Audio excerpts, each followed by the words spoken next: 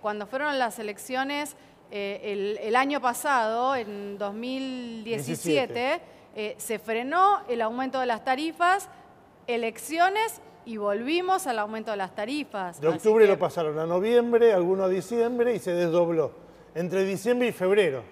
Pero la nueva dinámica que se incorpora es el acuerdo con el FMI, que te pone restricciones a lo que podés aumentar el gasto público en estos ítems, ¿no? Y entonces, si vos vas a tener que bajar todavía más el gasto público en subsidios este año y el año que viene, ya te pone un límite a una necesidad, digamos, de aumentar también las tarifas. Eso está escrito en el acuerdo con el FMI. Hablamos también de empleo y salario público, algo hablamos recién justamente de empleo. Dicen, no se va a despedir. Lo cual es un eufemismo, porque dice, bueno, un contrato termina, no se lo renueva. ¿Quién dijo no se va a despedir? Es un eufemismo para despedir, exactamente. Del gobierno dijeron el empleo público no va a haber despidos. El ministro de Hacienda estableció... Si estaban reduciendo un 20 y un 30%, claro. 25% mínimo en las estructuras de plantas de personal de organismos desconcentrados y descentralizados. Eliminación de los pasantes. Eso es despido. Eso es despido, por eso. Por más allá que eso, como decíamos, como está mucho en una situación irregular, dice, bueno, no se despide. Como son contratados... No se renueva. No se renueva el contrato. No de hecho, es gente sin trabajo. De hecho, es gente que si hace un juicio al Estado, la justicia le reconoce una situación de dependencia encubierta. Y en ese mismo sentido es la paritaria del 15%. Que de hecho que el sector público quedó afuera de la renegociación de un 5% extra incluso, con lo cual una paritaria del 15% implica ya una baja del gasto público en términos reales. Ahora, el gobierno dio el ejemplo, por ejemplo, cuando hizo este ajuste interno dentro de los ministerios de reducción de hasta 30%. Digo, esto es la pauta que te da cuál va a ser el camino que va a elegir el gobierno para lo que es el empleo público. Ese recorte fue mentiroso. Cuando habló Duhovne, no dijo dentro de los ministerios. No, pero te hablo de organismos descentralizados, no ahora, sino que hubo las dos. Pero un anterior. Ese recorte que bien decís, Natalia, fue simbólico, porque si te fijas, muchos de quienes perdieron una dirección nacional, una subsecretaría, pasaron a tener cargos como asesores, o les ofrecieron al menos los cargos como asesores, con sueldos de excepción, saliendo del escalafón, con lo cual eran más altos que los habituales. O pasaron a ser directores nacionales. Si uno mira realmente el ahorro de esa estructura es muy inferior a lo que se preveía, a lo que se anunció incluso. Se redujo planta política, cambiándolos a cargos de asesores y siguen estando ahí muchos, una buena parte de quienes eran antes funcionarios.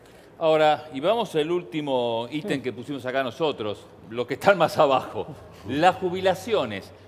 El Estado dice las jubilaciones no se van a tocar. Bueno, ahí hay dos cuestiones. Ahí tenés el tema de la reforma previsional que se viene.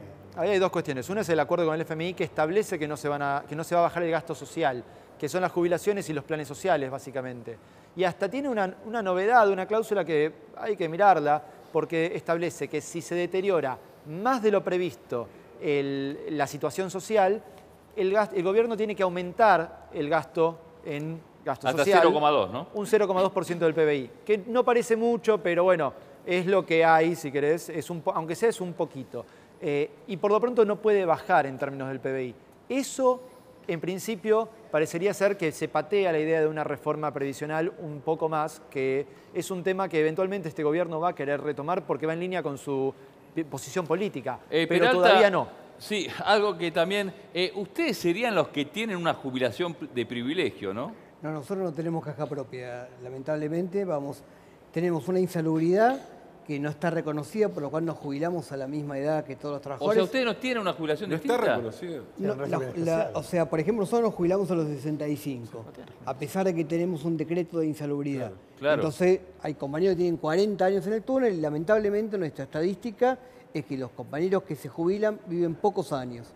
Entonces, se puede disfrutar poco de la jubilación.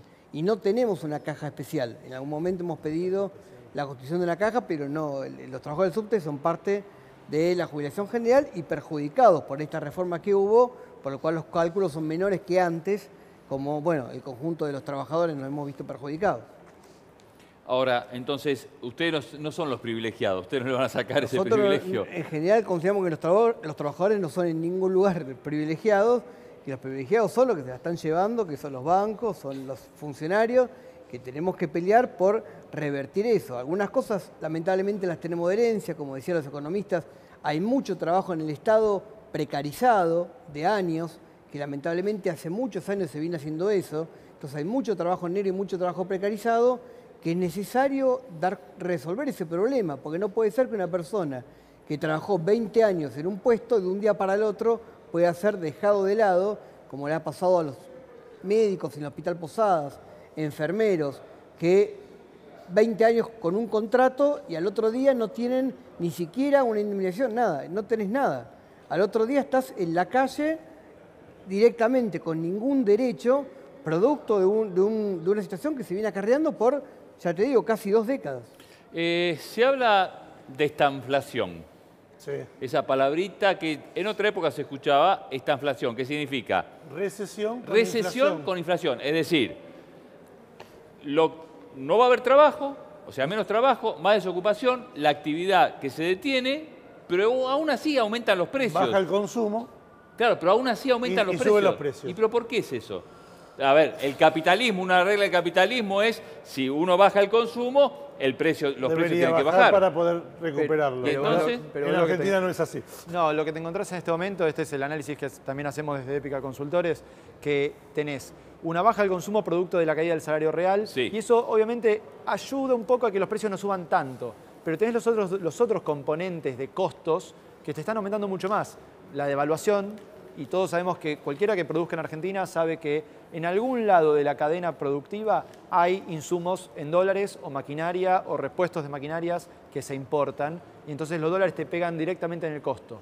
Y después las tarifas de servicios públicos. Con esos dos precios, que son claves en la economía, aumentando por arriba, te tiran la inflación hacia arriba. Y esos son Aunque no se, o sea, el Aunque no se producto va a consuma. aumentar aunque nadie lo compre. porque es costo. En definitiva, el problema que tenés es muchas empresas chicas, mucha pyme, mucho comercio de barrio, está en ese delicado equilibrio entre absorber los costos porque si no, no vende, pero a la vez no puede no subir un poco los precios porque si no, se queda sin margen de ganancia para vivir. Vos tenés, dentro de la inflación, hay 3 tipos de inflación. Inflación por demanda, que es la que no tenemos. Claro, es decir, por eso ahí esa inflación por demanda se baja Esa cae. bajando los salarios. Es decir, vos gritás poder de compra. inflación de demanda, la Claro. cual, al no haber consumo, no existe. Tenés inflación de costos y tenés inflación por expectativas. Lo que te está subiendo acá es parte de costos y mucho de expectativa, que es el por si las dudas, ¿sí?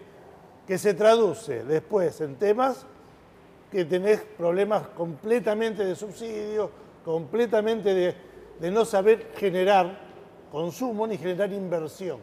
No podés optar entre consumo o inversión. Tenés que optar por los dos. El exceso de consumo te genera inflación por demanda. Claro. Si vos vas por la inversión y no le das bolilla al consumo, se te cae el consumo y se te va por el otro lado. Y la inversión no va donde nadie lo compra, donde no hay consumo. Claro, ahora uno habla de eso, bueno, perfecto. Baja el consumo, va a haber igual inflación. Y el otro tema que están dando vuelta, hablamos del dólar. ¿El dólar qué va a pasar? ¿Va a subir o bajar? Porque uno dice, Hoy bueno, subió, como van a ingresar... 26,40. Claro, pero supuestamente 26, decían, 40. va a haber muchos dólares, entonces evitamos corridas. Ahora, sin embargo, por otro lado dicen, el fondo quiere un dólar más alto. Se habla de 30 pesos. El fondo no te va a fijar el valor del dólar, el fondo lo que está poniendo en el acuerdo es que el dólar flote y que el Banco Central intervenga lo mínimo imposible. Es imposible que no intervenga nunca, pero que intervenga lo mínimo posible. Quizás un esquema más parecido al de 2017, cuando casi no intervino. Pero ¿y cómo ahora contiene la inflación? Si sube el dólar, se traslada a los precios, es como una rueda que no... Ese es un gran problema de consistencia de estas dos cosas, ¿no? La suba del dólar, el dólar a partir de ahora puede tener vaivenes mucho más marcados. Días en los que suba, semanas en las que suba, días en los que baje un poco, en función de una oferta y demanda donde el Banco Central ya no interviene. La entrada de dólares es una posibilidad cierta en la medida que tomemos esos dólares del FMI o que vengan otros dólares de otros organismos internacionales, de inversores, de gente que quiere invertir en bolsas si entramos como país emergente, ¿no? en los mercados financieros. Todo eso puede ocurrir. Ahora, vamos a estar midiendo el día a día de qué dólares entran y qué dólares salen, y esas fluctuaciones es algo a lo que hay que acostumbrarse porque es la lógica en la cual se está intentando mover el modelo económico de Cambiemos.